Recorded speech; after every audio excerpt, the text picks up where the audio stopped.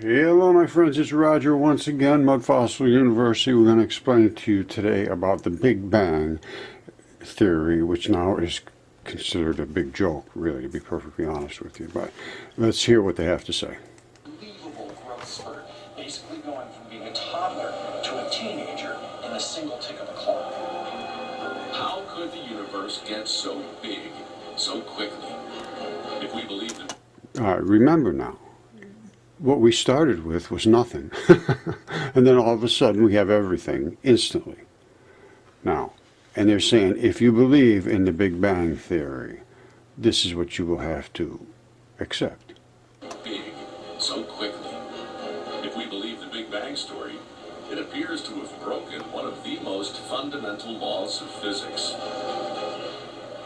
Did the early universe really grow faster than the speed of light? The speed of light is totally wrong. I have shown that we can exceed the speed of light easily. This is the problem. They're forcing everything into Einstein's statements, which are all completely wrong. Aren't fully fleshed out. Support for the classic Big Bang model seems to be increasingly shaky. The latest thinking proposes not one, but a whole series of Big Bangs. As scientists continue to rewrite the traditional story, more and more questions are being asked. But for now, many remain unanswered. What was the origin? Is there even a sense to asking, was there a time before time? And I think the answer is yes. You know, our science and our math, they're just incomplete. Someday we may have the mathematics to describe the earliest moments of the universe. Someday we may be able to make predictions that we can connect to observations. Just because that day isn't today doesn't mean that that day will never come. We've learned an enormous amount in the last 100 years, but now we're left with some pretty serious puzzles that are going to be really tough to solve. So I'm waiting for the next Einstein. Now, when I say Einstein's theories are completely wrong, I'm not saying they're completely wrong. That was a bad statement to make. The nucleus, nobody understood it. They thought there was a bunch of big positive parts in there and some little negative parts out here, and it's just totally not correct. In every single particle there is the same particle. They're all, I'm going to call electrons. They have an explosive particle part, and then they have a carrier not explosive part, so a weak and a strong force. The nucleuses just keep getting bigger and bigger and bigger and bigger, but all they are is electrons. And that's what creates the particles here. They get bigger and bigger and bigger, and the stability, and then you go up into the next level, and that's the periods here. Those are your different layers, and they are also the Schumann resonance frequencies that the Earth strobes on. I showed that in the last video. Here is the problem with physics and all of the academics. They were forced to say something, and if they don't say it and they don't follow that mistake, then they will be ostracized. We all know that one rule the universe sticks to all the time is that nothing can travel faster than the speed of light. So how can we possibly say that the universe expanded faster than the speed of light? But inflation says the universe expands into nothingness. There was no outside of the universe. The universe was everything. So space itself was inflated. And space can move as fast as it wants. You have to go faster than the speed of light through space. The past are now so... It's amazing what they can just overlook. Very, very easy to just dismiss everything. Alright, I'm not going to spend much time on this. I've done this over and over and over and over. This is red laser, pulse red laser, pip, pip, pip, and that's as fast as it will go, except we accelerated it through a Venturi. Rod Warren and I worked on this, and Rod discovered this Venturi long ago, and I've been using it to literally prove my electron flood theory. Now, you see all these little glowy little spots out there? Those are electrons that are extra electrons. They're not part of a molecule necessarily. They are excited little bits that are being concussed and glowing, because the white part of them glows, the black part doesn't, and I will show that in a second. Now, and when I say the white part and the black part, I mean these right here. You see the white part and the black part? All right? These are basically like a box of electrons. I believe there's 4 electrons. There might only be 2. And they're back to back, and they become neutral, but as they go through the air, because they have a positive and a negative, they get tipped and they spin like crazy, because they're getting tipped as they bang into the other particles that are in front of them, because that is what they are doing. They have to force their way through other particles so they concuss with them, and you're going to see them concuss. You see them concuss up here? Here's what happens. Those particles are coming through here, and they are particles. You see them right there? That's what it is. That's the particle.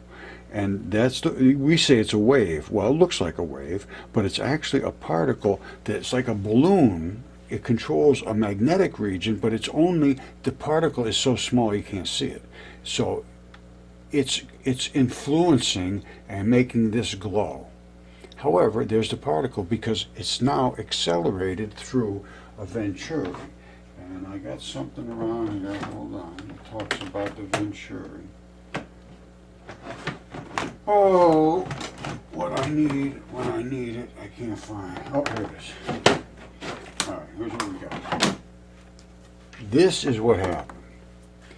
And as simple as this, and you can do it at home if you want, but be careful of your eyes, that's all. This is a red laser. Just a construction laser. Bip, bip, bip, bip, bip. It comes out of there. Now, I showed it was the particle, and it will accelerate because it has to go through this Venturi, which is 2 metal drums, and they're very small. He used nails, and he put them to use as a slit. Well, instead of just being 2 flat plates next to each other and just snaking right through there, it had to crush itself through, because you got 2 round things to go through here. So all of these balls have to go into each other's regions, and that's when you get this, and that's when you get this explosiveness, and that's the Venturi. These are photons coming in. Blip, blip, blip, blip, blip, blip, blip. They're like this. Well, an electron, if it's completely separated from another electron, within a photon, it's an electron. And then you can even separate the glowy part from the non-glowy part. Charge separation. This covers every single thing there is, as far as energy, light, heat, matter, bonding, nucleus, everything. And it works. And you can see it very easily. I'll show you. You can go and look up, this is, they're Higgs patterns, Higgs fields, which are spinning polar particles, and the polarness of them influences all the other particles because they're polar too. That's why you get these little disks of light that look like they're little dots in circles. They are being, you see? There's a particle in the center here that's spinning like crazy. As I said, as they go through here, they spin to the right.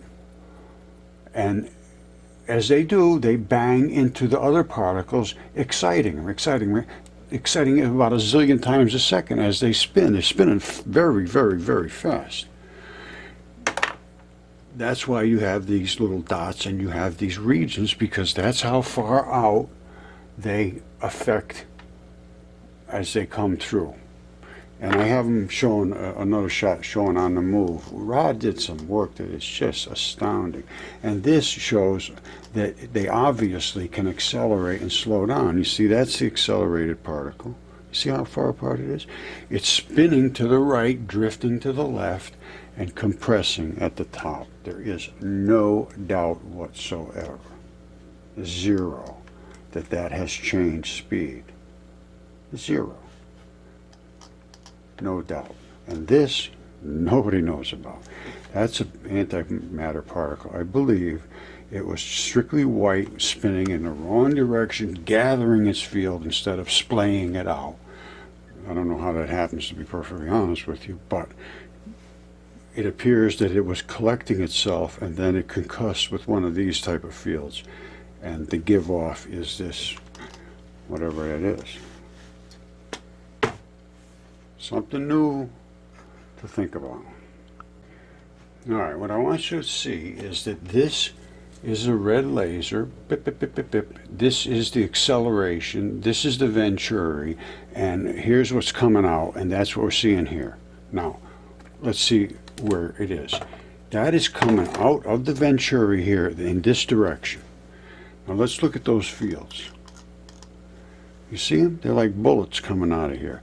And this blue one is being crushed on both sides by other red ones, forcing it to turn blue, and then it comes back to red. This is an extremely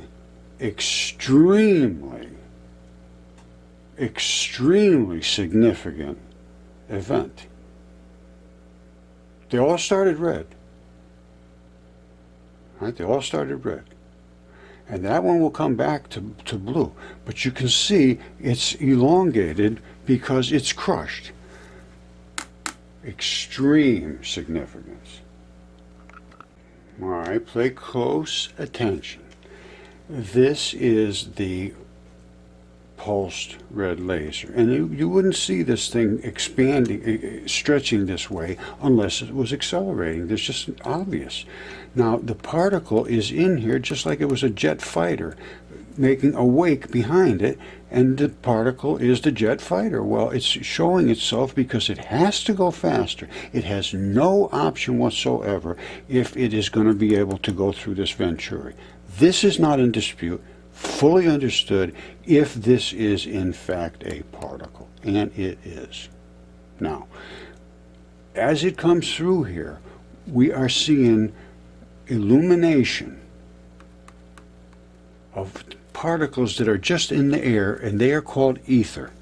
Now, they're not particles that are doing anything specific at this moment. They're sort of collected around other particles that are just magnetically holding on to them. And if the air got drier and drier, those particles would go to you as an attractive source, and then to ground when you touch a water pipe or something, because ground will always accept the electrons. And they'll snap into ground, and you'll feel a little spark. That's all static is. And that's all lightning is, and that's all electricity is free electrons. Just the electrons. Otherwise, you have matter. You have rocks. You have boards. Gases. But when you just have the electrons, you have lightning, you have electricity, you have static. And that, when it incorporates itself into the earth, it has to snap and physically force those electrons to incorporate with the other electrons, and that's called burning. Now, this is the most important and the most interesting of any pictures that Rod took, and Rod took thousands, and they were all fascinating. But after an extended amount of time working with his experiments, everything just started to fall into place, and it was all obvious. I showed these particles, and they come in little boxes. You don't normally see them until they're slowing down. You see here that they can actually separate. The blacks can separate from the white. The white is a concussive, explosive particle, like a balloon that hits and it boom, boom, they just hit and they explode like that. The black parts are the little round black part that just rolls away and stays away. And they can touch each other, and they are the weak part.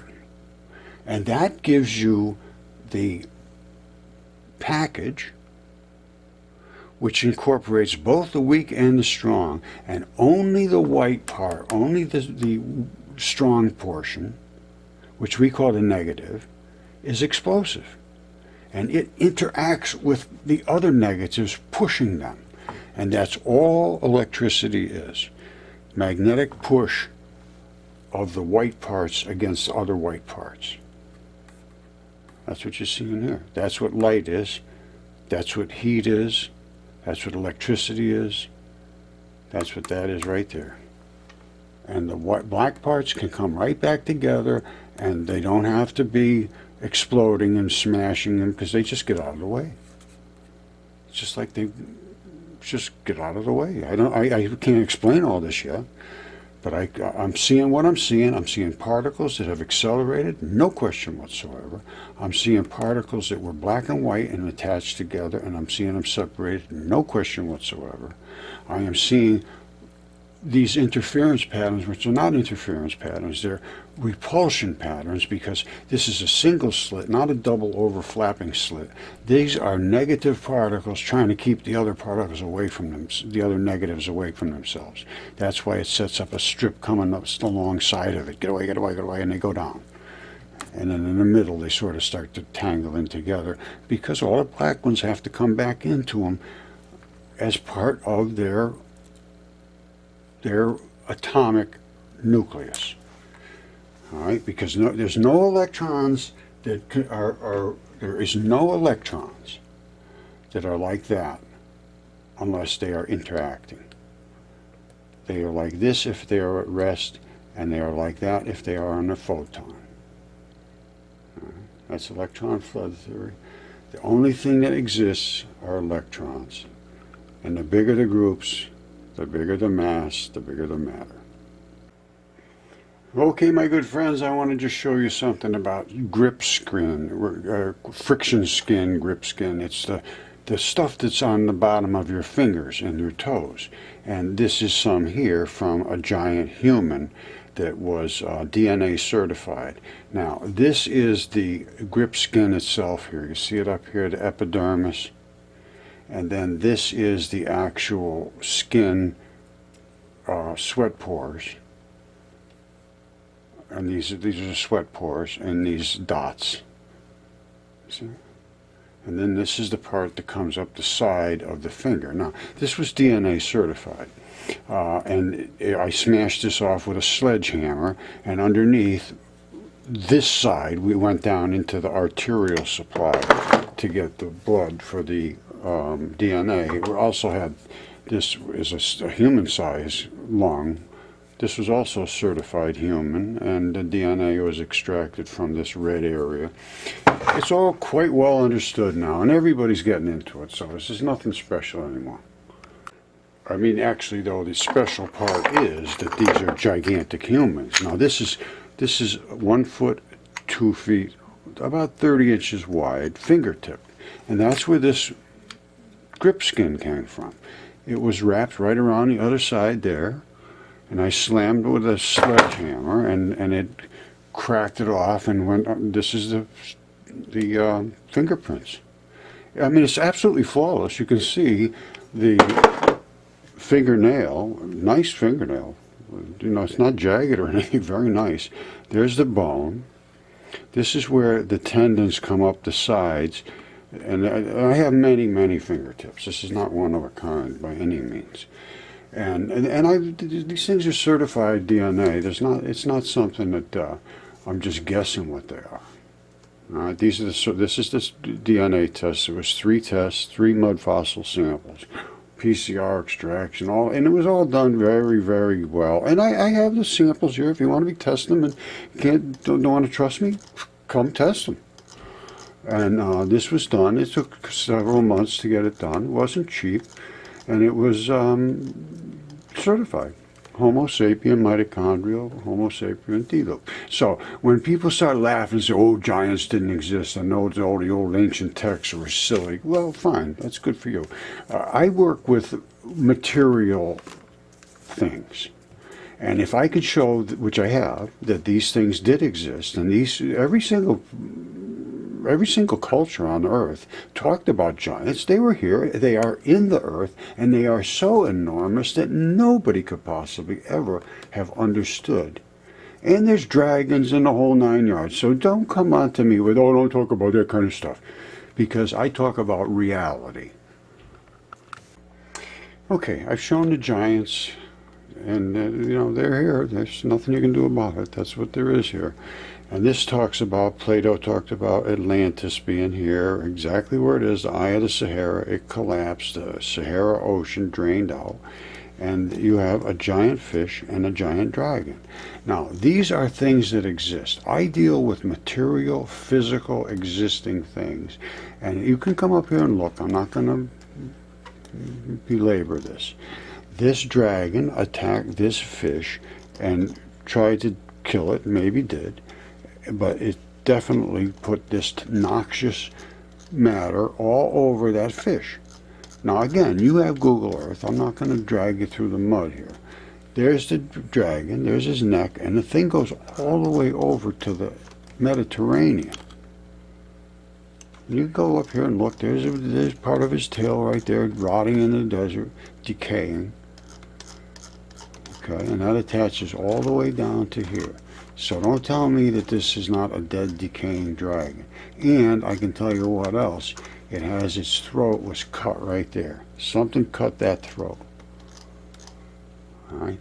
Now that, and there is a statement in the Bible, I think it is. It says something about he will kill the Leviathan and slay the dragon that lives in the sea, something like that. And I'm looking at something that looks very similar. So, to talk about, you can't have any religion here, you can't talk about this, you can't talk about that. What is religion? What is it? This is truth. I don't care how you look at it, it's truth. That's where I will end this.